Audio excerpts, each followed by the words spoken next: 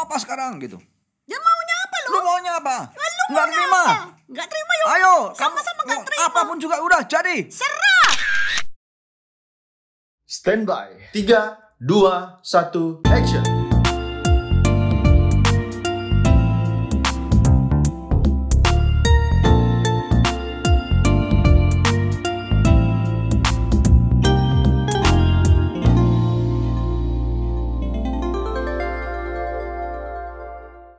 Love Revolution. Karena cinta perlu perjuangan dan tindakan nyata. Dalam serial ini kami berbicara tentang what could ruin your marriage. Apa hal-hal yang dapat menghancurkan pernikahan kamu. Dan kita sampai kepada subtopik. Bagian yang keenam yaitu kemarahan. Ya, maksudmu apa sih? Kenapa tadi kok dibilang kalau marah itu IQ kita bisa drop sampai 20%? Itu maksudnya piye? Nah, itu yang sudah dilakukan studies gitu kan ya secara ilmiah bahwa ternyata orang kalau lagi marah, emosi memuncak itu tiba-tiba nggak bisa dipakai mikir otaknya. Maksudnya jadi lebih bodoh gitu? Iya, langsung turun dia Pernah nggak kemampuannya. Sering kayaknya ya kalau lagi marah gitu, terus disuruh ngambil keputusan yang penting nggak bisa, nggak tahu harus bagaimana. Atau gitu. kadang-kadang kalau kita misalnya membuat keputusan pada waktu kita ngamuk, Jangan. jadinya kemudian nyesel ya. Iya. Istilahnya kalau misalnya suami istri lagi menikah nih ya, ini kan ngomong dalam konteks pernikahan, ribut nih ya, misalnya masalah anak, masalah uang, masalah mertua, masalah pulang malam, masalah teman-teman, suami punya teman yang istilahnya nggak bener gitu ya, dan kemudian ribut, dan kemudian sambil jadi ngamuk-ngamuk, suami ngamuk, istri ngamuk, banting-banting, gebrakin pintu gitu ya, gebrak-gebrak meja, terus kemudian ngomongnya, lu mau apa sekarang gitu? Ya maunya apa lu? Lu maunya apa? Nggak terima. Nggak terima yuk. Ayo, Sama-sama nggak terima. apapun juga udah jadi. Serah gitu. Ini contoh guys, ini contoh. Aduh. Nah, Atau kemudian, biasanya terus cerai gitu. Ya udah kita udahan gitu. ya udah, setelah ngomong gitu biasanya ada orang-orang yang merasa bahwa kalau gue udah ngomong dicabut lagi itu gengsi. Karena kayak ini ya menjilat air ludah sendiri gitu. Yes, padahal kan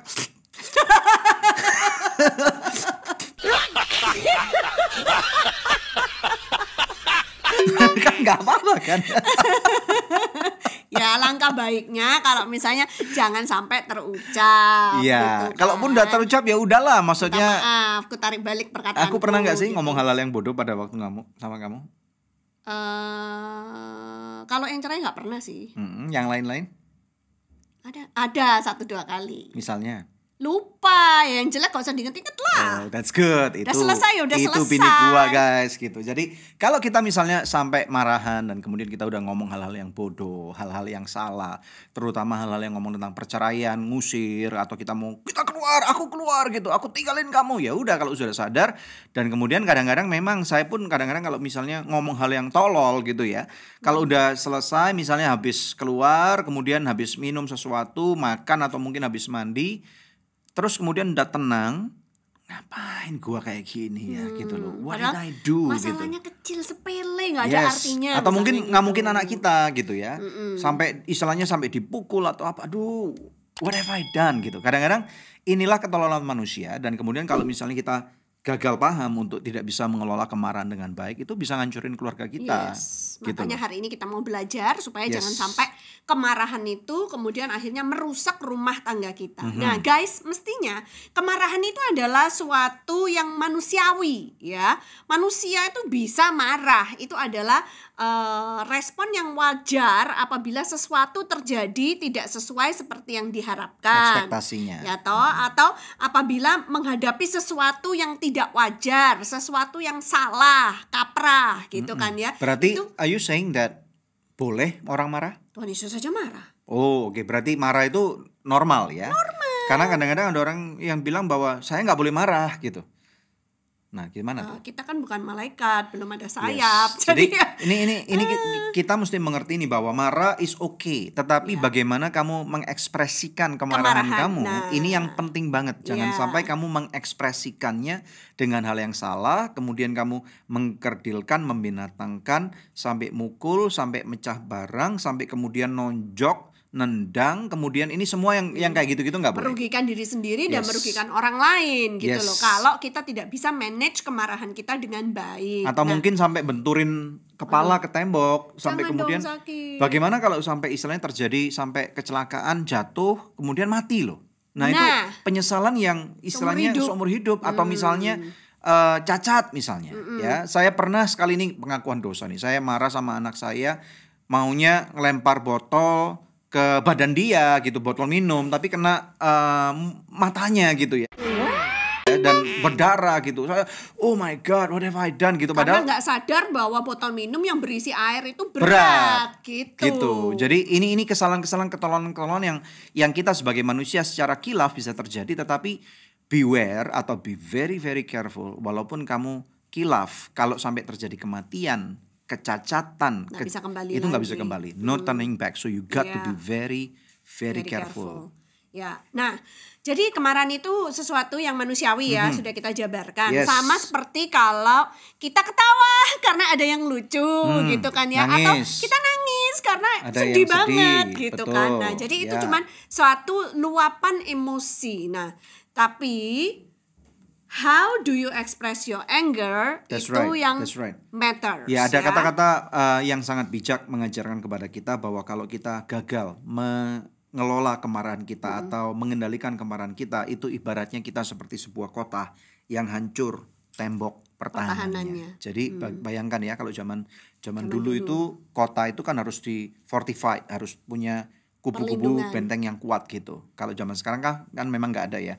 Kalau tembok itu tujuannya supaya mencegah musuh nyerang, nembakin, bakar, mencuri, dan merampok untuk masuk dalam kota kita. Kalau temboknya hancur, maka kotamu fragile banget. Kamu nggak bisa ngelindungi apa-apa yang kamu punya, sehingga ya you guys know what I'm talking about. That's right. Ya, jadi berhati-hati dengan kemarahan, karena kemarahan tuh yang kecil sama seperti api yang dibakar di semak yang kering. Kalau kita nggak localize, itu nanti bisa membakar. kemana-mana. Dan banyak terjadi di Australia, di Amerika, di mana-mana, sampai Satu hutan kebakar, satu kota kebakar, banyak orang, banyak binatang yang meninggal karenanya. Iya. Oke. Nah, ekspresi kemarahan tadi kan Daniel sudah Yes. bilang ada yang ngumpat-ngumpat, ada yang banting-banting barang, ada yang Yes. napok, ada yang teriak-teriak gitu kan. Tapi ada juga yang sebaliknya loh. Diam. Ada juga yang diam 1000 bahasa, nggak mau ngomong dan nggak mau ngomongnya sampai bertahun-tahun. Ya. Itu pun juga tidak sehat. That's right. Nah, jadi hari ini kita mau belajar bagaimana caranya supaya kita itu bisa menjaga emosi kita dengan baik. Ya. Kenapa sih Dan kita tuh bisa jadi manusia yang seperti ini? Marah yang meledak-ledak seperti itu. Karena hal itu dipengaruhi oleh bagaimana pola asuh orang tua kita. Ini penting ya. Bagaimana misalnya kalau orang tua kamu pada waktu mereka marah, pernah nggak lihat video bahwa seorang anak yang belajar membaca dan tidak bisa membaca dengan baik, sama bapaknya ditendang, tendang sampai anaknya nangis sampai terrorized gitu. Itu akan ada terjadi dua kemungkinan, bahwa anak itu trauma permanen. Ya, jadi pada waktu nanti dia ketemu sesuatu, dia akan langsung shutdown gitu ya. Kemudian yang kedua, kalau anaknya udah gede, bapaknya udah tua maksud saya, kamu akan disiksa sama anak lu, kamu nggak berhak berkata anak durhaka. Tapi Yes. at the same time nanti ketika anak ini sudah dewasa dan menikah Yes. menjadi bapak, nah Most likely dia akan potensinya melakukan adalah, hal yang mirip yang karena sama terulang kepada anaknya. Berhati-hati. Jadi bagian pola asuh ini sangat penting banget. Ini yang dikatakan nurun gitu ya. Ini bukan masalah genetika, tetapi masalah apa yang kamu lihat, apa yang kamu dengar membentuk circumference cara berpikir kamu. Your worldview. Yes, your worldview gitu. Yang Ini kemudian penting nanti banget. diturunkan kepada generasi yang berikutnya. Terus generasi Yes. berikutnya ke generasi yang berikutnya lagi. Kapan selesainya? Jadi Betul. makanya mari mulai dari sekarang kita tuh belajar bagaimana menjadi orang yang cerdas secara Yes. emosi. Nah, di buku Life Revolution ini, Deb, kita udah juga bahas tentang IQ. Ini penting banget. Ya. IQ itu intelligent quotient. Nah, di sini kita akan lihat bahwa ternyata nilai 70 sampai 79 ini berarti termasuk IQ rendah. Kemudian 80 sampai 89 IQ-nya normal rendah, 90 sampai 109 normal sedang, 110 sampai 119 normal tinggi, 120 sampai 129 itu cerdas atau superior. 130 sampai 139 ini sangat cerdas, very superior. Ini kalau sekolah misalnya A+ terus atau dapat nilai 100 terus nih ya. Dan bayangin kalau rata-rata kebanyakan, let's take 110 deh. Nah, kalau kamu marah dan kamu kemudian membuat keputusan, berarti lagi emosi tinggi banget, senggol bacok lah istilahnya seperti itu. Nah, kamu istilahnya 110 dikurangi 20% berapa? 88. Nah, menurut tabel ini, maka IQ kamu adalah normal rendah, atau kamu nggak cerdas, atau kamu mendekati IQ jongkok. Nah, bayangkan nih, padahal seharusnya kamu punya IQ yang normal rendah, normal tinggi nih, maksud saya ya. Tapi pada waktu kamu lagi ngamuk, tiba-tiba kamu membuat keputusan, kamu nggak beda dengan orang yang IQ-nya 80 sampai 89, yaitu yang cukup rendah nih ya, IQ-nya rendah ngesot gitu loh. So guys, be very careful. Nah, sebaliknya pada waktu kamu bisa dalam kondisi tenang, pada waktu kamu misalnya suasananya enak, your mood, your emotional itu lagi bagus banget, suasananya enak, baunya wangi di mana-mana gitu ya. Ternyata berarti bisa juga IQ kamu tiba-tiba naik 20%. Ya, dari 110 tambah 22 tadi berapa berarti? 110 tambah 22, 132. 132 berarti kamu bisa masuk dalam tiba-tiba sangat cerdas. Be very careful nih. Ini berarti ini menarik banget. Kalau kamu misalnya dalam suasana lingkungan yang tepat, makannya juga pas. Kemudian kamu mendengarkan musik yang pas. Kemudian kamu dikelilingi orang-orang yang pas. Maka tiba-tiba IQ-mu 110, tiba-tiba 133. Betul ya? Jadi ini menarik banget bagaimana dengan hanya mengelola kemarahan, mengelola emosi, kita dapat menjadi orang yang berbeda, apakah 20% lebih buruk atau 20% lebih baik secara instan. Iya. Yes. Ini kan sekarang ngomongin tentang IQ. Yes. Tapi tadi aku tuh belum selesai, udah kamu potong gitu kan. Gini nih kalau ngomongnya berdua gitu kan, rebutan jadinya, keroyokan itu nasi liwet aja, jangan kita. Oke. Nanti malam gua keroyok. Nasi liwet keroyokan maksudnya. Makan itu loh sama-sama. Nah, terus jadi kan itu kalau IQ. Ternyata jadi IQ ini ada hubungannya dengan EQ gitu. Seringkali orang tua hanya menitik beratkan untuk ngajarin anaknya supaya IQ-nya tinggi. Ya kan? Tapi ketika ngajarin anak, jadi anak itu tiap hari di-drill matematika supaya pinter matematikanya, supaya masa depannya cemerlang gitu matematika, kan. Fisika, kimia. Waduh, mampus. Ya kan? Oh, itu lethal combination gitu kan ya. Nah, di-drill terus sama orang tuanya. Memang anaknya IQ-nya menjadi tinggi karena latihan terus gitu kan. Tapi ketika ngedrill anaknya, ternyata mamanya tuh nggak sabaran. Ketika ngedrill anaknya sambil marah-marah, kalau anaknya jawab salah, goblok lu, dikeplak gitu kan ya. Atau sambil Atau, ini rotan taruh di meja, kalau nggak bisa ceter gitu. Ceter gitu. Jadi kemudian kita menciptakan anak yang IQ-nya tinggi, EQ-nya rendah. Teroris anakmu nanti. Ya. IQ itu kan intelligent quotient. Kalau EQ itu adalah emotional quotient. That's right. Jadi kita nggak bisa menjadi manusia yang cuman tinggi IQ-nya tapi EQ-nya jongkok. That's right. Karena itu akhirnya tidak bisa berelasi dengan orang lain dengan baik atau dengan sesama atau dalam hidup bermasyarakat. Dia nggak tahu cara menempatkan dirinya karena dia tidak cerdas secara emosi. Ya mungkin juga karena orang tuanya juga nggak cerdas, Deb. Nah iya makanya tadi kan kita ngomong pola asuh yang diturunkan turun-temurun itu harus berhenti di kita. Jadi kalau kita sekarang udah ngerti kayak begini, jadilah kita orang-orang yang melatih kecerdasan emosi kita, sehingga nanti kita juga bisa melatih kecerdasan emosi anak-anak kita, sehingga kita ini akan menciptakan anak-anak, kalau laki-laki dia nanti akan menjadi calon suami yang baik, calon bapak yang baik. Kalau perempuan akan menjadi calon ibu yang baik, calon istri yang baik gitu loh, yang cerdas secara emosi. Makanya itu kalau hari ini kamu pas mendengarkan podcast Love Revolution ini, kamu punya kesempatan untuk memeriksa atau assess diri kamu, standing kamu di mana gitu. Kalau memang kemarahan ini menjadi satu loopholes kamu, bahwa ternyata kamu sadari bahwa iya, selama ini marah saya jelek loh. Saya ngumpat, saya semua yang tadi kita udah ungkapkan itu. Maka kamu harus mulai sadar dan mulailah terbuka. Bila perlu kamu beranilah untuk minta maaf kepada pasangan hidupmu. Karena kemarahan kamu yang selama sudah bertahun-tahun numpuk, dan kemudian kamu mungkin berkata, aku kan suami, aku kan istri, aku nggak perlu minta maaf. Ya dia pasti udah ngelepasin memaafkan aku, dia udah pasti terima. Nggak bisa, itu nggak boleh seperti itu. Jadi kalau kamu sadar, langkah terbaik untuk memulainya restorasi dalam pernikahan kamu adalah minta maaf kepada pasangan hidup kamu. Ini penting banget. Kenapa perlu? Untuk minta maaf. Yes. Ya supaya memberikan kesempatan buat pasangannya melepaskan pengampunan gitu. Alright. Karena karena kan pasti kalau ada salah satu pihak yang terus berbuat salah terus dan minta di excuse terus menerus, banyak alasan kenapa dia melakukan semua kesalahan-kesalahan ini gitu kan. Yes. Jadi satu pihak harus mengerti, satu pihak harus menerima, satu pihak harus mentolerir ya kan. Satu pihak harus bisa menerima apa adanya gitu kan makan hati selama bertahun-tahun gitu loh. Jadi pada saat pihak yang selalu salah itu kemudian sadar dan kalau dia minta maaf itu kan lega gitu buat pihak yang selama ini sudah tersakiti dan termanipulasi. Jangan pernah merasa bahwa kalau kamu minta maaf berarti kamu ada di pihak yang lemah. Orang yang justru yang dapat berani mengakui kesalahannya dan minta maaf, orang itu luar biasa banget. Orang itu hebat banget, orang itu layak untuk mendapatkan kesempatan kedua. Dan kalaupun pasangan hidup kamu minta maaf, bukan berarti kamu punya kesempatan untuk gantian mendominasi orang itu. Kamu gak boleh membuli orang itu karena dia juga minta maaf. Jadi ini penting banget. Kita harus sadar, kita harus berani let go of our anger. Jangan terus diteruskan, do not entertain your anger atau kedongkolan kamu itu. Kemudian tadi kita udah ngomong juga learn to forgive.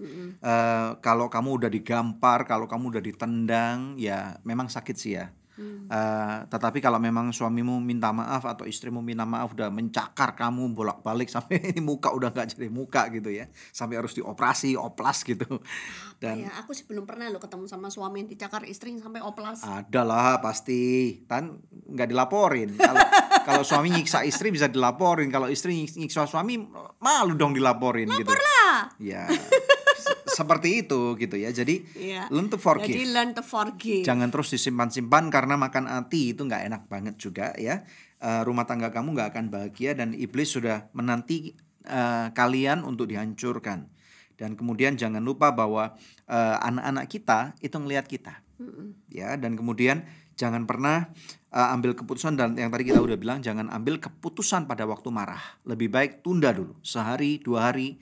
Jangan sampai istilahnya kamu mau dipojokkan dan kamu harus mengambil keputusan dan nanti pasti menyesal. Ya. Kemudian satu lagi, ingat-ingat hal yang baik tentang pasanganmu atau tentang anak-anakmu. Jadi marahnya sama siapa nih? Ingat hal-hal yang baik tentang orang itu. Karena kalau kita lagi marah, itu pengennya cuma mikir semua yang jelek tentang orang itu. True. Ya kan? Tapi kalau kita paksa diri kita untuk mengenang kebaikannya, nah itu tiba-tiba kemarahan kita tuh bisa ternetralisir dikit.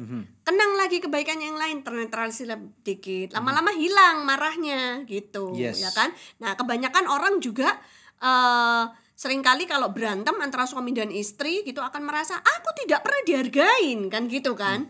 Nah jadi berikan penghargaan gitu untuk meredahkan kemarahan seseorang. Kita tuh harus pandai-pandai juga dalam berdiplomasi untuk ngomong kepada orang itu, ya kan? Harus untuk meredakan kemarahan dia bisa ngomong dengan cara aku menghargai loh semua yang kamu lakukan selama ini.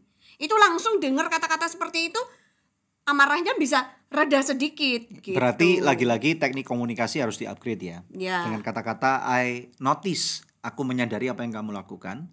Dan I appreciate, aku menghargai apa yang sudah kamu kerjakan buat keluarga kita selama ini. Misalnya karena biasanya suami-suami kalau berantem sama istrinya yang selalu kebanyakan ngomong, gue cari duit ini bukannya buat kamu ya. Itu suami. Ya, biasanya kayak gitu. Buat anak kita, buat masa depan kita. Nah dia merasa seperti itu karena dia gak merasa di appreciate. Gitu. Sebaliknya kalau misalnya istri melakukan sesuatu, suaminya harus juga mengatakan I notice you. Aku sadar nih kamu melakukan ini nih untuk keluarga kita nih. I appreciate you, I'm thankful for this. Tapi kamu harus tahu juga bahwa ada beberapa kesalahan-kesalahan yang kamu lakukan dalam mencapai hal itu misalnya, ya kan?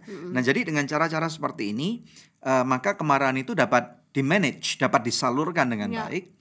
Mungkin memang perlu kadang-kadang kita perlu waktu time out, kita perlu berdiam diri sejenak.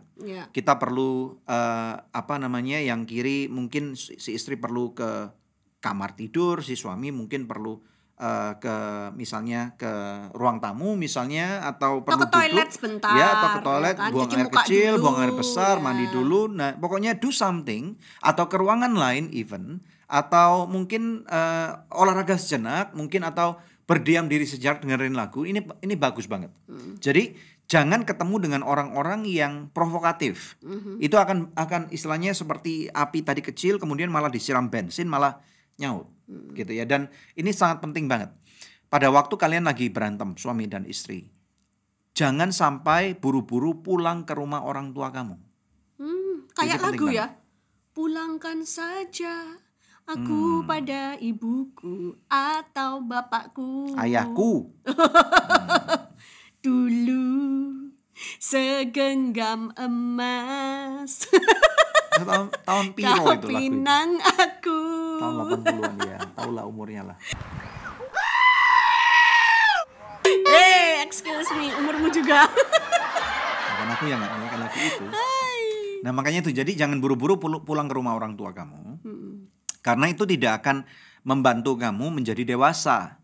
Ternyata banyak sekali pasangan-pasangan pernikahan ini mereka kurang dewasa dalam menyikapi masalah-masalah yang ada. Kalau bukan masalah hidup dan mati, udah deh nggak perlu cerita ke orang tua dulu. Ini penting.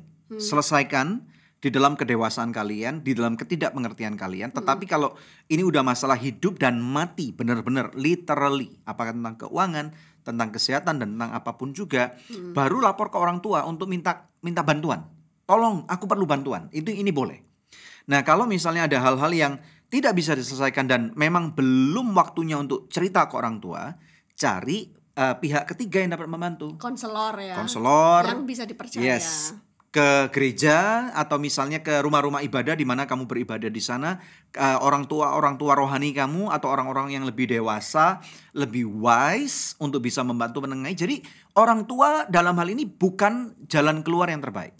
Karena gimana orang tua pasti akan bela anaknya. Bela anaknya. Nggak mungkin, oh ya benar menantuku pasti benar. Nak, kamu harus minta maaf dengan suamimu, dengan istrimu. Nggak mungkin. Ada mertua yang seperti Nggak itu mungkin, ya. nggak mungkin. Ya. Lapor ke mertua dong. Yes, jadi nggak boleh. Jadi nanti kalau udah selesai, maka baru ceritakan ke orang tua. Oh sudah selesai ma. Tapi tempo hari 2 bulan lalu, 3 bulan lalu kami punya masalah ini loh. Sampai serunyam ini. Tapi untung akhirnya itu si suami, si istri atau koko atau itu si meme atau my honey atau cintaku itu akhirnya bisa sadar atas kesalahannya. Dan kami bisa menyelesaikan. Nah itu bagus. Oke. Ya. Mungkin ada tips tentang marah yang sehat. Marah yang sehat yang tadi seperti saya katakan localize. Jadi jangan bawa kemana-mana. Jangan dilebar-lebarkan kemarahanmu Yes, itu. jangan sampai kemudian dulu pada waktu belum menikah, belum pacaran, belum kenal, kamu dulu pacaran modelnya kayak gini juga. Itu kan gak ada hubungan. Dibawa-bawa. Ya, serempet-serempet ke masalah yang lain itu nggak boleh. Yes, kamu dasar wanita jalang. Nah, Waduh, gak boleh itu ya. Jadi pertama, lokalisasikan Yes. kemarahanmu. Kedua, jangan mengucapkan kata-kata yang merendahkan. Kenapa kamu mau menikah dengan wanita jalang? Berarti kamu juga jalang dong. Nah, jadi itu mesti berhati-hati. Nah, terus kemudian jangan sampai kemudian kamu suka main lempar, suka main pukul gitu ya.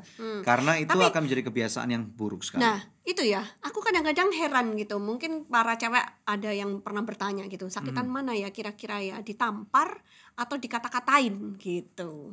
Ya, we don't know. Kalau Mungkin aja. ditampar kan sakitnya sebentar gitu. Tapi yang sakit di sini itu kan lama gitu. Tapi juga susah ngomong karena pasti sakitnya dua-dua. Ditampar itu membekas di tubuh Memori. atau di pipi, tapi dan juga hatinya sakit banget. Nah, makanya itu. Ya, jadi istilahnya suami-suami atau istri janganlah sampai do not go physical. Jangan sampai terjadi kekerasan fisik di dalam rumah tangga. Or juga kekerasan kata-kata ya. Apa? Verbal abuse. Verbal abuse, Jadi penghinaan. abuse itu bukan cuma secara Pelecehan. fisik, tapi juga bisa secara kata-kata verbal ya. Jadi nggak nampar, tapi namparnya itu pakai kata-katanya yang kasar itu gitu. Dan itu tersinggungnya minta ampun, bisa sampai dibawa mati. Betul. Kalau nggak belajar untuk mengampuni. Makanya itu kita tahu sekali lagi kalau kita berhasil mengelola kemarahan kita, maka ibaratnya kota kita temboknya kuat banget. Ya, dan ini kita tutup dengan beberapa tips untuk juga yang dapat mempengaruhi IQ kita nih. Kita juga bukan cuma mau upgrade our EQ, tetapi IQ kita juga perlu di-upgrade dengan cepat. Yang pertama tentunya genetik dari orang tua ini penting banget. Makanya kalau cari pasangan hidup buat anak kamu atau buat kamu, cari orang yang selidiki dulu nih. Mereka pintar nggak nih ya? Kalau saya somehow saya selalu mau cari orang yang pintar. Berarti kamu orang pintar nih. Oh, puji Tuhan. Tapi bukannya biasanya biasanya cowok itu cari wanita yang cantik, yang seksi, yang bahenol. Kalau aku cari yang pintar dan juga cari yang cantik gitu. Gitu. Harus paket lengkap dong. Karena kalau cantik doang, seksi doang, tapi nggak pintar, itu nanti anaknya mau diajarin Yes, apa? betul. Guru les mahal guys. Gitu. Lebih baik mamanya yang ngajarin guys. Gitu. Karena itu. Oh iya dong. Kemudian yang kedua, lingkungan tempat kamu tinggal itu sangat menentukan. Cara mereka berbicara, cara mereka memandang sesuatu, cara mereka mempercayai sesuatu, ini akan membentuk pola berpikir kamu dan anak-anak kamu. Itu penting banget. Yang ketiga, tentunya cara parenting orang tua, parenting kita terhadap anak-anak kita, orang tua kita terhadap kita, ini penting banget. Worldview mereka ditularkan kepada kita. Yang keempat, nutrisi intake. Nah, ternyata harus juga diperhatikan makanan yang mereka makan. Aku tuh paling suka kalau James atau Angel dulu ya waktu masih di rumah kita, kalau pas mau ujian, aku selalu masakin masakan-masakan yang berkualitas gitu. Misalnya salmon gitu atau bikin steak gitu kan. Kenapa? Karena aku tidak cuma memberi makan perut mereka, tapi aku sedang memberi makan otak mereka. yes, gitu. atau anak-anak adikku sayang yang kita kelola nih, mereka setiap pagi sebelum pandemik mereka harus minum susu dan juga makan telur rebus. Itu supaya memberikan nutrisi asupan gizi buat otak mereka. Ya. Yang kelima nggak bisa dipungkiri yaitu Pendidikan. Jadi memilih sekolah itu juga penting ya buat anak-anak kita, karena nanti pendidikan yang mereka terima ini akan menentukan nanti mereka kalau udah dewasa itu menjadi manusia yang seperti apa. Kalau gitu. kualitas sekolahnya lebih bagus berarti cara gurunya ngajar juga kualitasnya juga lebih bagus juga. Iya. Dan lingkungan bagaimana mereka akan bertemu dengan orang-orang yang istilahnya punya koneksitas yang lebih bagus. Ya, nah juga Yes. kalau ngomong tentang pendidikan ya, karena kita orang Indonesia, aku juga mendukung anak-anakku itu untuk belajar PPKN. Right.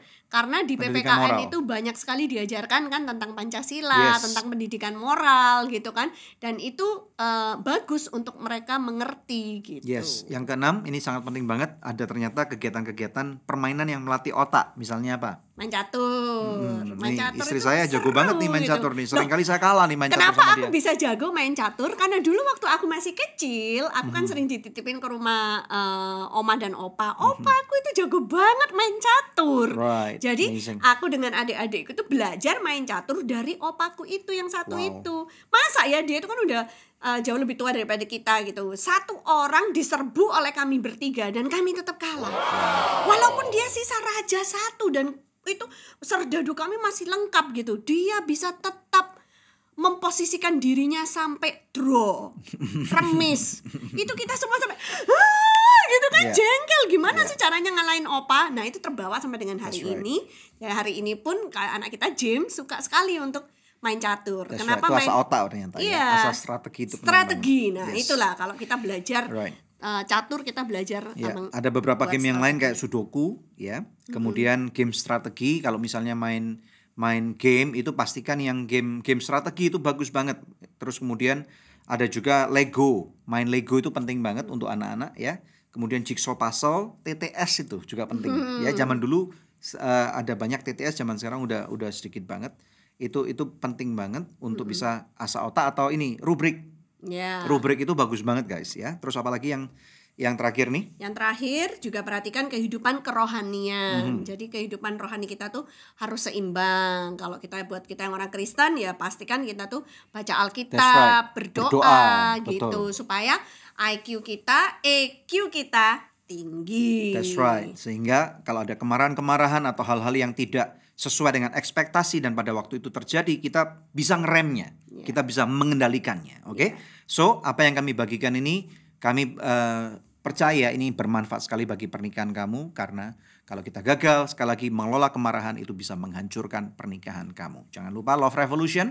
Karena cinta perlu perjuangan dan tindakan nyata. Kalau kamu diberkati, yuk kami ajak kamu untuk subscribe dan juga untuk share ulang kepada sosial media kamu sehingga lebih banyak orang-orang yang akan bisa tahu tentang episode-episode ini. Komentar juga Yes. dong kalau ada pertanyaan ya, siapa tahu nanti Yes. kita bisa mengangkatnya sebagai topik di episode-episode yang akan datang. Right, so we'll see you next episode. Ciao. Ciao.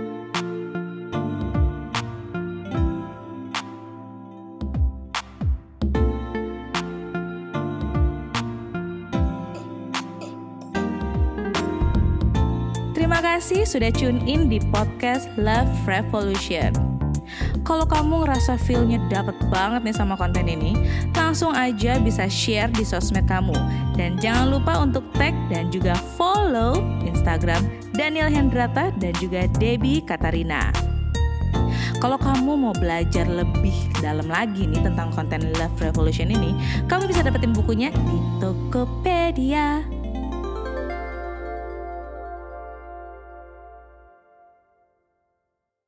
Hari ini kita akan berbicara tentang part yang terakhir dalam What Could Ruin Your Marriage atau apa yang menghancurkan pernikahan kamu. Part 7 yaitu perselingkuhan. Yang pertama yaitu suka menyembunyikan sesuatu untuk kepentingan sendiri. Jadi perselingkuhan itu tidak terjadi dalam semalam.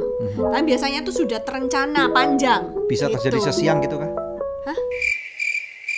Bagaimana perselingkuhan itu supaya tidak terjadi? Ya. Yaitu yang kedua ini kita harus mengerti batas garis wajarnya yang mana. Guyon. Bisa having jokes itu sampai kemekel banget gitu dan sampai